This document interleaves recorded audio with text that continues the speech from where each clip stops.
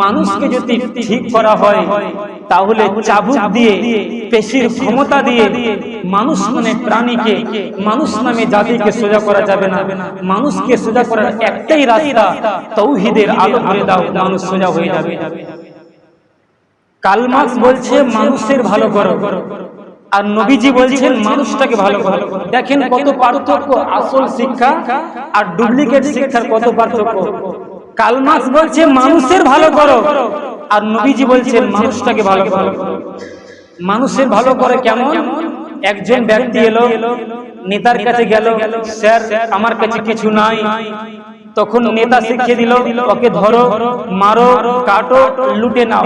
নেতা শিখিয়ে দিল, নিয়ে হয়ে গেল মানুষের উপকার। কিন্তু নবীজি বলছেন না, মানুষটাকে ভালো করো। তার মানে কার্ল মার্কস বলতে চাইছে দুইজন পাশে দাঁড়িয়ে আছে, একজন ছোট একজন বড়।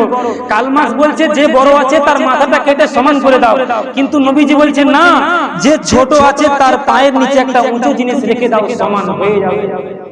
দেখেন আসল শিক্ষা ডুপ্লিকেট শিক্ষার মধ্যে কত পার্থক্য। এবার একটা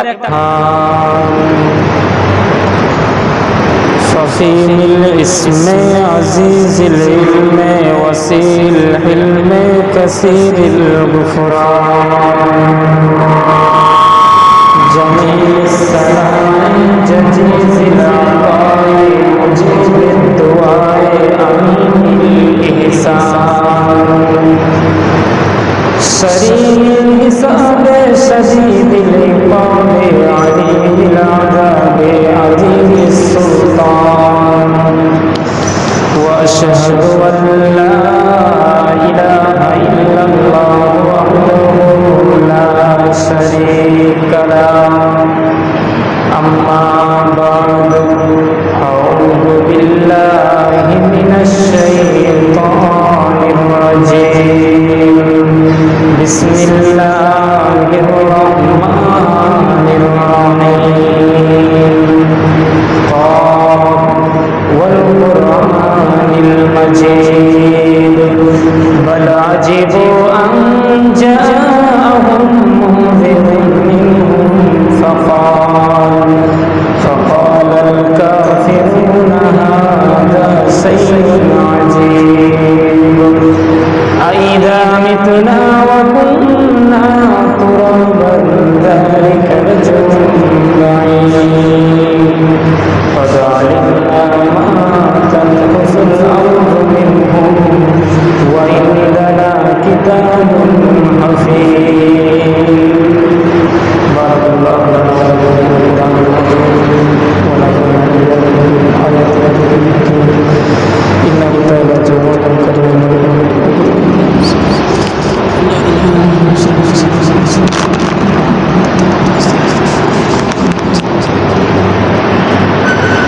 إن الحمد لله نحمده ونستعينه ونستغفره ونعوذ بالله من شرور أنفسنا ومن سيئات أعمالنا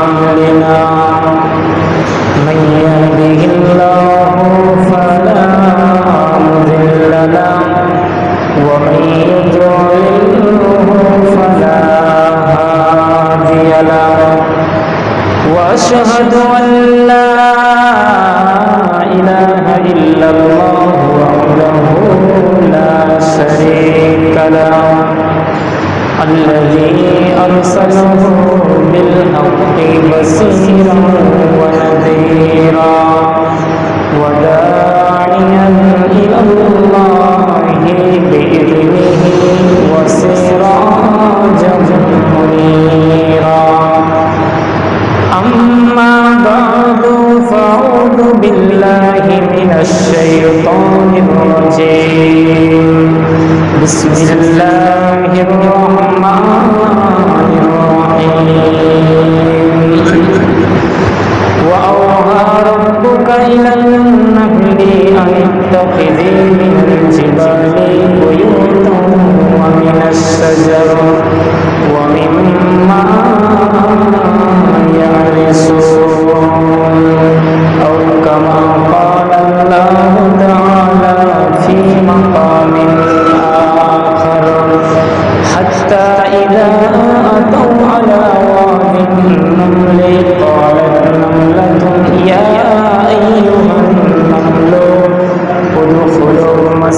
مساكنهم لا يحتمنكم سليمان وجنوده وهم لا يشعرون وقال النبي صلى الله عليه وسلم فبعث قريش إلى عاصم ليؤتوا بشيء من جسده يعرفونه وكان عاصم قتل عظيما من أدمائهم يوم بدر فبعث الله مثل الذلة من الدبر فحمته من رسلهم فلم يقدروا منه على شيء إلى آخر الحديث সম্মানিত জুমা জামাতের উপস্থিতি, সর্বত্রই সেই মহান পাক রব্বুল আলামিনের কৃতজ্ঞতা প্রকাশ করে যে আল্লাহ রব্বুল আলামিন আমাদেরকে অনস্তিত্ব থেকে অস্তিত্ব দিয়ে আনুপাতিক হারে যিনি আমাদের একের পর এক চাহিদা মিটিয়ে যাচ্ছেন, সেই মহান পাক রব্বুল আলামিনের সংক্ষিপ্ত প্রশংসা করার জন্য সকলে মহব্বতের সুরে বলি আলহামদুলিল্লাহ। দরুদ ও সালাম বর্ষিত হোক সর্বকালের সর্বযুগের সর্বশ্রেষ্ঠ মহামানব সৈয়দুল মুরসালিন খাতামুন নবীন সফিউল মুজলিমিন রাহমাতুল লিল আলামিন, ইসলামের শ্রেষ্ঠ নায়ক, মানবতার মহান শিক্ষক, যিনি সর্বপ্রকার বিশৃঙ্খলা থেকে সমাজকে মুক্ত করে একটি সোনালী মানব সমাজ পৃথিবীবাসীকে উপহার দিলেন। আমার নবী, আপনার নবী তথা সারা বিশ্বের নবী জনাবে মুহাম্মদুর রাসূলুল্লাহ সাল্লাল্লাহু আলাইহি ওয়াসাল্লাম, তিনার প্রতি অসংখ্য দরুদ এবং সালাম বর্ষিত হোক, আল্লাহুম্মা আমিন। সম্মানিত উপস্থিতি, আজকে আমি আপনাদের সম্মুখে যে বিষয়টি নিয়ে আলোচনা করতে চলেছি সেটি হচ্ছে প্রকৃত শিক্ষা দিয়ে সমাজকে পরিবর্তন করা যাবে বা সম্ভব। এই নিয়ে কয়েকটি খুবই গুরুত্বপূর্ণ আলোচনা আপনাদের সামনে রাখার চেষ্টা করব। যদি আমার মাবুদ আমাকে তৌফিক দেন তো আমার তৌফিক ইল্লা বিল্লাহ। তবে শোনার পরে আমল করার চেষ্টা করবেন, এটাই হচ্ছে সবচেয়ে বড় কথা। প্রকৃত শিক্ষা আমরা মুসলমান, আমরা দাবি করি যে কোরআন এবং হাদিস এটাই হলো মূল শিক্ষা, এটাই হলো আসল শিক্ষা। কিন্তু আজ আমাকে আপনাকে এই শিক্ষা ব্যবস্থা শিখিয়েছে যে যুক্তি, বিজ্ঞান, দর্শন দিয়ে পরীক্ষা নিরীক্ষা পর্যবেক্ষণের মাধ্যমে যে জ্ঞানটা অর্জন করা যায় সেটাই হলো প্রকৃত জ্ঞান। আর যেটার কোনো যুক্তি নাই, দর্শন নাই, বিজ্ঞান দিয়ে কোনো কিছুকে যদি প্রমাণ না করা যায় তাহলে সেটার কোনো অস্তিত্ব নাই। এই হলো ওদের চিন্তা আর আমাদের চিন্তার মধ্যে পার্থক্য।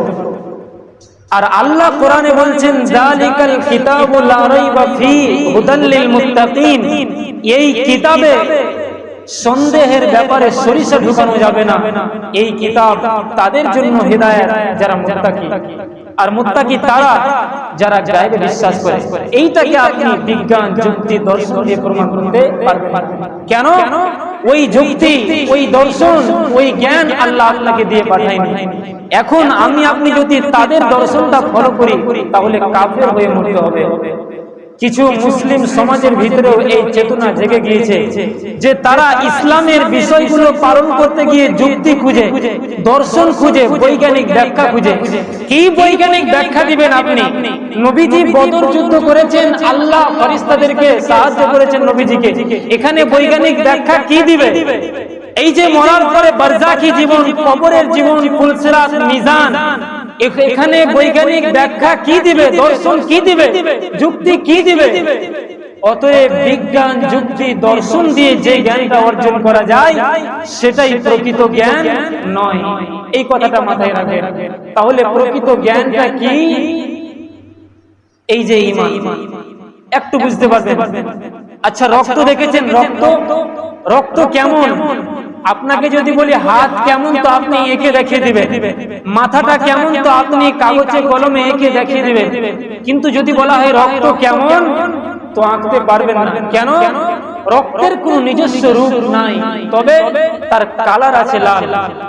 আবার রক্ত ছাড়া দেহ অচল, লেন। যার আবার নিজস্ব কোনো রূপ নাই, সে যদি মানুষের বডিতে দেহতে না থাকে তাহলে মানুষ অচল। যেই বডিতে রক্ত নাই, যেই হাতে রক্ত চলাচল বন্ধ, সেই হাত অচল। সামান্য যদি আঙুলের ভিতরে রক্ত কমে যায় তো আঙুল চিনচিন করে উঠে, তাহলে রক্ত ছাড়া দেহ অচল। ঠিক তেমনি কোরআন এবং হাদিসের যত আমল আছে এগুলো হচ্ছে বডি। নামাজ একটা বডি, হজ একটা বডি, যাকাত একটা বডি, দান একটা বডি, পিতামাতার সাথে সৎ ব্যবহার এটা একটা বডি। আর সমস্ত বডির রক্ত হলো ঈমান। ওই রক্ত না থাকলে যেমন দেহ অচল, ঠিক তেমনি ঈমান না থাকলে আমল তেমনি অচল। তাহলে যাকাত একটা বডি, হজ একটা বডি, আর সমস্ত বডির রক্ত হলো ঈমান। এটাই হলো আসল শিক্ষা, এটাই হলো প্রকৃত শিক্ষা। আর এই প্রকৃত শিক্ষা নিতে গেলে আপনাকে কোরআন এবং হাদিসের দিকেই ঢুকতে হবে, তাহলে ইসলামের প্রদীপ জ্বলবে। কেন? যেহেতু মানুষের দেহকে অন্ধকার ঘর বলা হয়েছে। কেমন? একজন দার্শনিক বলছে যে একটা মানুষের দেহ হচ্ছে অন্ধকার ঘরের মতো। কেমন? আপনি যখন কোন ঘরে ঢুকবেন রাত্রি বেলাতে, ঘরটা অন্ধকার, ওই ঘরে আপনি সহজে ঢুকতে পারবেন না। সাপ বিছার ভয় থাকতে পারে, সেখানে কিছু লিখতে পারবেন না, কিতাব পড়তে পারবেন না। কেন? অন্ধকার ঘর। এখন প্রশ্ন, ওই অন্ধকারটাকে আগে আপনি লাঠি দিয়ে পিটিয়ে বের করবেন, না আগে প্রদীপ জ্বালাবেন? দুইটার মধ্যে কোনটা আগে করবেন? না আগে অন্ধকারকে লাঠি দিয়ে পিটিয়ে মেরে বলবেন অন্ধকার পালাও? আপনি যদি লাঠি দিয়ে পিটিয়ে যদি অন্ধকারকে বার করেন, সারা মাস বছর লেগে যাবে, অন্ধকার পালাবে না। কিন্তু যদি একটি ছোট্ট প্রদীপ জ্বালিয়ে দেন, তাহলে ওই প্রদীপের আলোর প্রখরতা যত বাড়বে, অন্ধকার আস্তে আস্তে তত দূরীভূত হয়ে যাবে। তাই একজন দার্শনিক বলছে ঠিক তেমনি ভাবে একজন মানুষের দেহ হচ্ছে অন্ধকার ঘরের মতো, তার ভিতরে প্রদীপ জ্বালানোর রাস্তা হচ্ছে ওর হাতে কিতাব দিয়ে দাও, সে কোরআন যত লোড করবে, আর কোরআনের সাথে সাথে যদি ঈমান সঞ্চার পেয়ে যায়, তাহলে সে কোরআন যত পড়বে আস্তে আস্তে ঈমান বাড়বে, আর ঈমান যত বাড়বে অন্ধকার দূরীভূত হয়ে আলোতে পরিণত হবে। যার কারণে আল্লাহ তাবারক ওয়া তাআলা মানুষকে আলোর প্রদীপ দিতে গিয়ে সর্বপ্রথম শব্দ ব্যবহার করেছেন ইকরা, ইকরা, ইকরা বিইসমি রাব্বিকাল্লাযী খালাক। হে জাতির কল্যাণকামী নবী, পড়ো তোমার প্রভুর নামে যিনি তোমাকে সৃষ্টি করেছেন। তাহলে শিক্ষার শুরু হলো রবের পরিচয়ের উপর।